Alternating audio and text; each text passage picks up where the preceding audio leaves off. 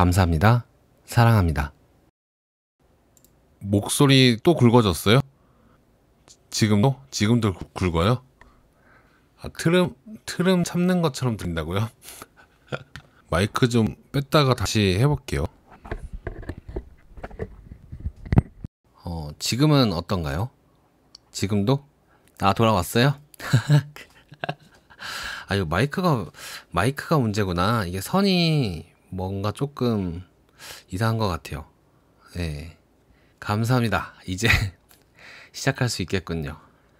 이 책은 마음아 행복하니 라는 책입니다. 이승현님의 책이고, 요새 저도 이제 내면의 그 상처를 치유하는 부분에 조금 초점을 맞추고 있다 보니 내면 아이나 거울 명상이나 아니면 이 치유와 관련된 것들을 조금 더 찾아보게 되더라고요.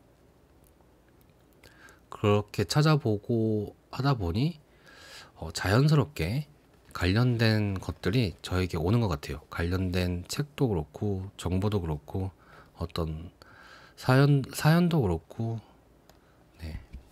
그런 걸 보면서 저도 이제 하나씩 둘씩 적용해 가면서 조금씩 네, 치유를 하고 있습니다.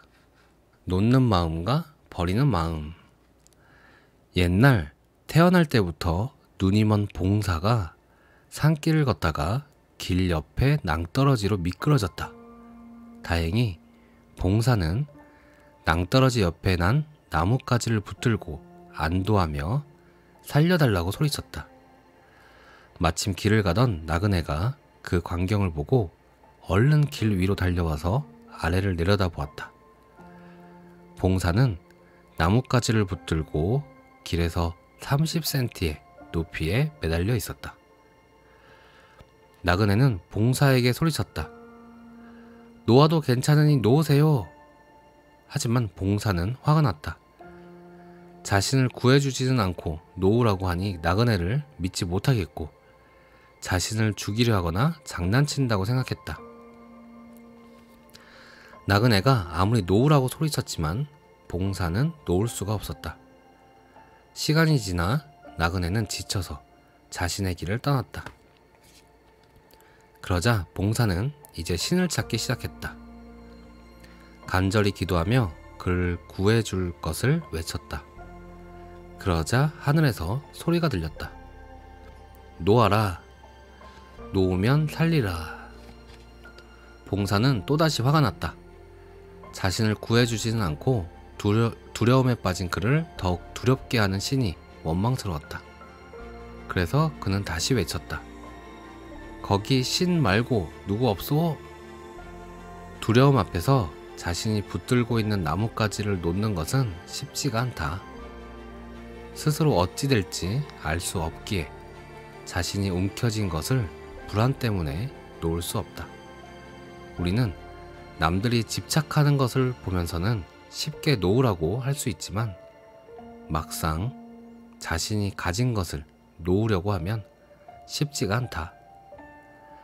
심리서적과 마음을 공부하면서 우리는 자유와 행복을 위해서는 때로는 가진 것을 버리고 놓아야 한다는 말을 많이 보거나 듣게 된다. 하지만 이 말의 진정한 의미를 바르게 이해하면서 실제 자신의 삶에 적용하는 사람은 그렇게 많지 않다. 사람들은 무언가를 놓으라 하면 마치 그것을 빼앗기거나 다시는 가질 수 없는 것으로 착각하여 더욱 붙드는 경향이 있다.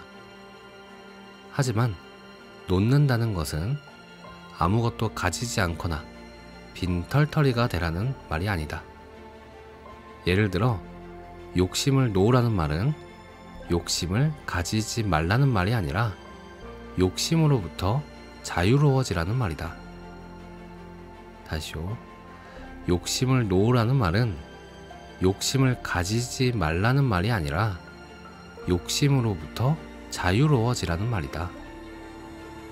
스스로 집착하던 욕심을 내릴 수 있을 때 우리는 때로는 욕심을 들기도 하고 때로는 욕심을 놓기도 하면서 상황에 따라 욕심을 자유롭게 쓸 수 있는 사람이 된다.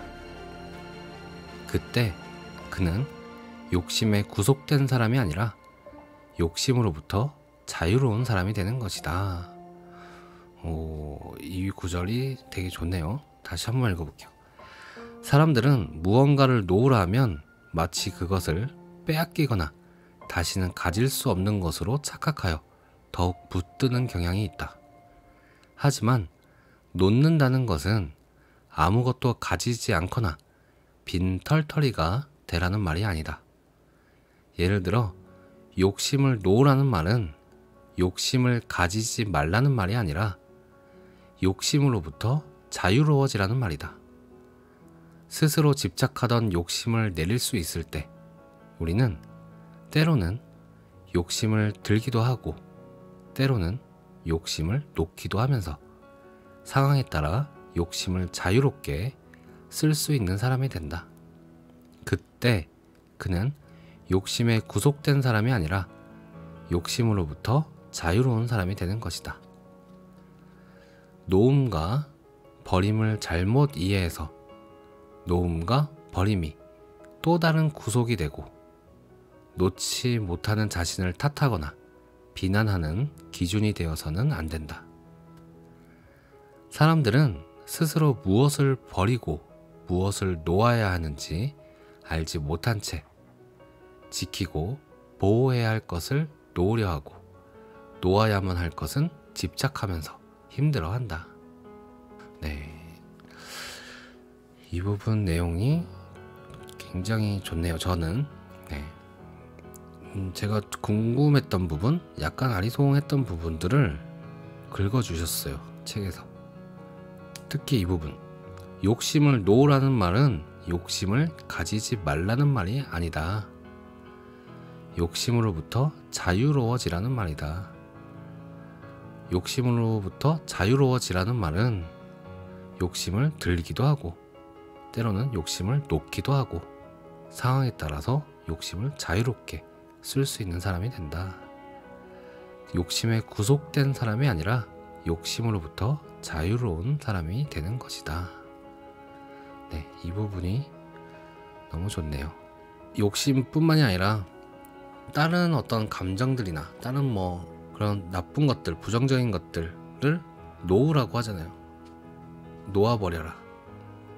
그리고 우리는 좋다 나쁘다 구분해서 나쁜 것은 안 가지려고 하고 놓으려고 하고 좋은 것은 가지려고 하고, 그런데 그 놓으라는 말이 그거를 하지 말라가 아니고 어쩔 때는 해야 할 때도 있고 어쩔 때는 하지 말아야 될 때도 있는데 그거를 자유롭게 자유자재로 할 수 있게 될 때 그것에 구속된 사람이 아니라 자유로운 사람이 된다. 네, 이런 말이 있네요. 살다가 아주 괴로운 시기가 오는데 그때가 영적 시점에서 보면 레벨업 할 수 있는 최고의 기회더라고요. 지금 엄청 힘드신 분들은 곧 레벨업 직전이실 거예요. 맞아요. 이 말씀에 정말 100% 공감합니다. 이 큰 관점에서 인생의 관점에서 봤을 때도 그렇고 그냥 하루의 관점에서 봤을 때도 그래요. 아침에 일어나서 잠들기 전까지 그 사이에도 괴로운 일도 있고 좋은 일도 있고 막 그렇잖아요. 원래는 똑바로 잘 걷고 있었는데 갑자기 돌풀이에 걸렸다. 그래서 넘어질 뻔했다. 그러면 저는 여기에 이제 무언가 나한테 주는 메시지가 있다라고 저는 생각을 하거든요. 집에서도 프린트를 하려고 했는데 그날따라 프린트가 안 된다. 그러면 그 프린트를 안 하고 프린트 대신에 할 수 있는 다른 것을 찾고 그 찾은 그것을 했을 때 더 좋은 결과가 일어나거나, 원래 지금 시간이라면은 뭘 해야 되는데 갑자기 어떤 생각지 못한 사람이 와서 오늘 꼭 해야 되는데 못하게 됐어요. 근데 오늘 안 한 게 결국에는 더 좋은 일이 되고 이런 일들이 있더라고요. 힘들 때가 가장 영적 시점에서 보면 레벨업 할 수 있는 최고의 기회더라고요. 이 말에 큰 관점에서도 그렇고 이렇게 방금 말씀드렸던 하루의 관점에서도 그렇고 저는 100% 공감하는 말인 것 같아요. 네, 오늘 방송은 여기까지 하도록 하겠습니다. 네, 무슨 일 하시는 분인지 궁금하시면 다음에 또 들어오세요. 다음에 한번 얘기해 드릴게요. 네, 오늘도 수고하셨고요. 감사합니다. 사랑합니다. 오늘도 당신이 최고입니다.